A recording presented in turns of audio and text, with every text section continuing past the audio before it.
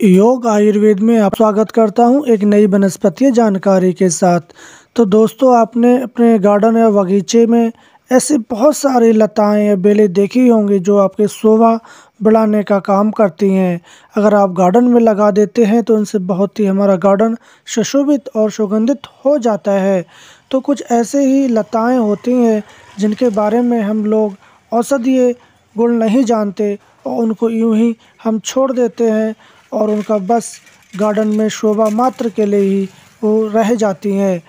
तो कुछ ऐसी भी लताएं होती हैं जिसका प्रयोग हम औषधीय रूप से कर सकते हैं, जिसका प्रयोग महिला, पुरुष, बच्चे और बुजुर्ग के रोगों के उपचार के लिए बहुत ही फायदेमंद होता है। क्या आपको पता है ये लता कौन सी है? तो आप जान लें इस लता को। इस लता को हम अपराजिता के नाम से जानते हैं क्योंकि ये असाध्य रोगों पर भी अपनी विजय पा लेती है, इसलिए इसको अपराजिता के नाम से जानते हैं। तो इस अपराजिता को भी हम लोकल भाषा में अलग अलग नामों से जानते हैं। इसका बॉटिकल नाम क्लाइटोरिया टर्नेशिया है और इसको हिंदी में अपराजिता, कोयल, कालीजार, इंग्लिश में बटरफ्लाई पी, संस्कृत में गोलपर्णी, गिरिकर्णी, योनिपुष्पा, विष्णुकांता, अपराजिता, उड़िया में ओपोरजिता, कन्नड़ में शंखपुष्पी, तेलुगु में दियंता, बंगाली में गोरकन, नेपाली में अपराजिता आदि नामों से जानते हैं। आप अपने क्षेत्र में इसको किस नाम से जानते हैं, हमें आप कमेंट बॉक्स में जाके बता सकते हैं। तो ये अपराजिता लता एक झाड़ीदार या कोमल होती है। ये फूल विशेषकर वर्षा ऋतु में आते हैं और इसके फूलों का आकार गाय के कान की तरह होता है, इसलिए इसको गौकर्णी भी कहते हैं। अपराजिता सफ़ेद और नीले पुष्प के दो भेद में आती है। नीले पुष्प वाली अपराजिता भी दो प्रकार की होती है, जिसमें एक ही प्रकार के पुष्प आते हैं जिसको हम एकारी फूल वाली, और एक दूसरी नीले पुष्प वाली होती है जिसमें सफ़ेद और नीले फूल आते हैं, इसको दोहरी पुष्प वाली भी कहते हैं। इसकी फलियां आप देख लें, कुछ देखने में मटर की फलियां जैसी दिखती हैं, परंतु इसके बीज छोटे और कच्चे होने पर हरे और पक जाने पर ये काले हो जाते हैं और देखने में ये कुछ इस प्रकार दिखते हैं जैसे कि उड़द के दाने। तो इस अपराजिता का प्रयोग हम इसके फूल, पत्तियां और जड़ आदि का हम कर सकते हैं। तो इसका प्रयोग करके हम बहुत सारी बीमारियों से बच सकते हैं, जैसे कि सिर दर्द होने पर इस अपराजिता की फलियों के बीज और जड़ को बराबर भाग आप लेकर जल में पीस लें और इसकी एक बूंद आप नाक में टपकाते हैं तो आपके अदरशिशी या सिर दर्द में काफ़ी लाभ होता है। आँखों का लाल होना या दर्द होना, ऐसी समस्या होने पर आप सफ़ेद अपराजिता और पुनर्नवा की जड़ का पेस्ट बनाकर आप जौ का चूर्ण मिलाकर अच्छी तरह इसको घोट लें। अब इसकी बत्ती बनाकर आप सुखा लें और इस बत्ती को आप पानी में घिसकर अंजन की तरह आँखों पर लगाते हैं तो आपके आँखों की लालामी, सूजन, खुजली, दर्द आदि समस्याओं से आपको छुटकारा मिल जाता है। अगर आपके कानों में दर्द होता है तो आप इस अपराजिता का प्रयोग कर सकते हैं।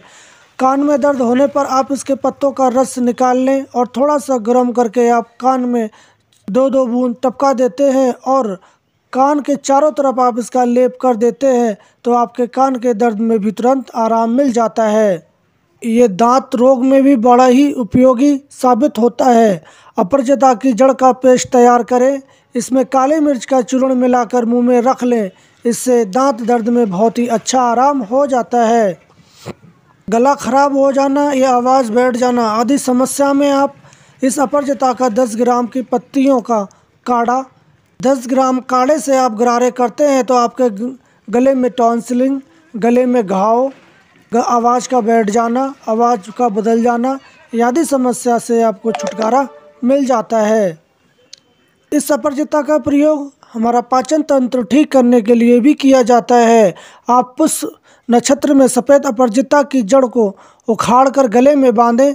इसके अलावा रोज़ इसकी जड़ का चूर्ण गाय के दूध के संग 1 से 2 ग्राम आप खाते हैं तो आपकी अपच, पेट में जलन, दर्द, पेट का फूलना आदि समस्याओं से छुटकारा मिल जाता है। अगर आपको खांसी आती है तो खांसी में आप अपराजिता की जड़ का शरबत तैयार कर लें। इसे थोड़ा थोड़ा पीने से आपकी खांसी, सांसों के रोग की दिक्कत या बालकों की कुत्ते वाली खांसी में काफ़ी लाभ होता है। पंडुआ, पीलिया, पेट में दर्द होने पर आप आधा ग्राम अपराजिता के भुने हुए बीजों का चूर्ण बना लें। इसका चूर्ण बकरी के दूध या घी के साथ आप दिन में 2 से 3 बार सेवन करवाते हैं।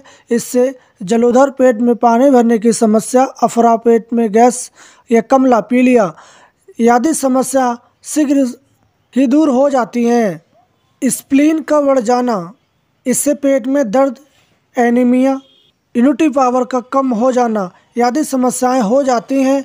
तो ऐसे में आप अपराजिता की जड़ को दूसरी रेचन या पेशाब बढ़ाने वाली औषधियों के साथ मिलाकर दें। इससे तिल्ली विकार या स्प्लीन तथा पेशाब के रास्ते होने वाली जलन आदि रोग को ये ठीक कर देती है। मूत्र रोगों में पेशाब का रुक के आना, पेशाब के रास्ते होने वाली जलन आदि को दूर करने के लिए आप इस अपराजिता का 1 से 2 ग्राम चूर्ण गुनगुने पानी या दूध के साथ दिन में 2 से 3 बार सेवन करते हैं तो आपकी पेशाब के रास्ते होने वाली जलन या पेशाब का रुक के आना या मूत्र कुछ आदि समस्याओं से छुटकारा मिल जाता है। हाइड्रोसील या अंडकोश की सूजन या दर्द होने पर आप अपराजिता के बीजों को पीस लें। इसको गुनगुना करके आप लेप करते हैं तो अंडकोश की सूजन दूर हो जाती है। जिन माताओं बहनों का गर्भपात बहुत ज़्यादा होता है या शीघ्रता से हो जाता है, वो ऐसे में इस अपराजिता से 1 से 2 ग्राम सफ़ेद अपराजिता की छाल या पत्तों को बकरी के दूध में पीस लें।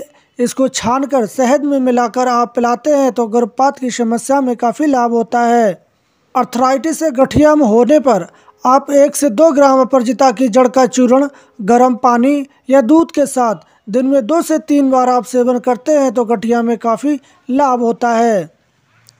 हथेली या उंगलियों में होने वाले घाव या बहुत ही दर्द देने वाले घाव पर अपराजिता के 10 से 20 पत्तों की लुगदी आप बांध देते हैं। इस पर ठंडा जल छिड़कते रहें। ऐसा करने से आपको बहुत ही जल्दी आराम मिलता है। अगर आपके शरीर पर कहीं भी पका हुआ फोड़ा है तो आप इसका 10 से 20 ग्राम अपराजिता की जड़ को कंजी या सिरके के साथ पीस लें। इसका लेप करने से पके हुए फोड़े ठीक हो जाते हैं। सफ़ेद दाग होने पर सफ़ेद अपराजिता की जड़ को ठंडे पानी के साथ घिसें। इसे प्रभावित स्थान पर लेप करने से 15 से 30 दिनों में ही सफ़ेद दाग ठीक हो जाता है। आजकल हमारे खान पान बिगड़ जाने के कारण हमारे चेहरे पर झाइयाँ बहुत पड़ जाती हैं। तो झाइयों को दूर करने के लिए आप इसकी जड़ की भस्म या राख बना लें और मक्खन में मिक्स कर लें और इसका लेप आप मुंह की झाइयों पर लगाते हैं तो उससे वो दूर हो जाती हैं। तीसरे दिन आने वाले बुखार को हम तिजारी के नाम से जानते हैं और आप किस नाम से जानते हैं हमें आप कमेंट बॉक्स में जाके बता सकते हैं। ये तिजारी जो बुखार आता है इसको दूर करने के लिए आप अपराजिता की बेल को कमर से बांधते हैं तो आपके तीसरे दिन आने वाला बुखार दूर हो जाता है। तो इस अपराजिता की महत्वपूर्ण जानकारी हम यहीं समाप्त करते हैं और आप इस अपराजिता का प्रयोग कौन सी बीमारी में किस प्रकार करते हैं हमें आप कमेंट बॉक्स में जाके बता सकते हैं। हम कल फिर मिलेंगे एक नई औषधीय जानकारी के साथ। तब तक के लिए धन्यवाद।